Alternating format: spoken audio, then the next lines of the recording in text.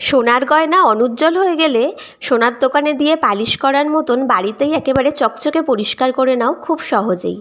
আমাদের বাড়িতে যে সমস্ত গয়না আমরা সবসময় পরে থাকি সোনার, বা অন্য গয়না যদি তোমাদের এরকম অনুজ্জ্বল হয়ে যায়, একটুখানি অপরিষ্কার হয়ে যায়, তাহলে সবসময় সোনার দোকানে দিয়ে পালিশ করার কোনো দরকার নেই। তোমরা বাড়িতেই কিন্তু সোনার দোকানের মতন পালিশ করে নিতে পারবে। তাহলে কিভাবে করবে চলো দেখে নিই। সেই টিপসই আজকে আমি তোমাদের সাথে শেয়ার করব। খুব সহজেই হয়ে যাবে এবং খুব বেশি উপকরণেরও দরকার পড়বে না। তো আমি প্রথমে একটা বাটির মধ্যে একটু গরম জল নিয়ে নেব। গরম জলটা কিন্তু আমরা হাত দিতে পারবো, ঠিক এইরকম গরম জল হতে হবে, খুব বেশি গরম জল কিন্তু নেওয়া চলবে না। এরপর এর মধ্যে আমি একটু শ্যাম্পু দিয়ে দিচ্ছি, তোমরা যে কোনো শ্যাম্পুই ইউজ করতে পারো। তো শ্যাম্পুটা দেওয়ার পর এর মধ্যে আমি এখন দেব টুথপেস্ট, যে ধরনের সাদা টুথপেস্ট দিলেই হবে। এবার আমি ভালো করে সবটা মিশিয়ে নিচ্ছি। আর জলটা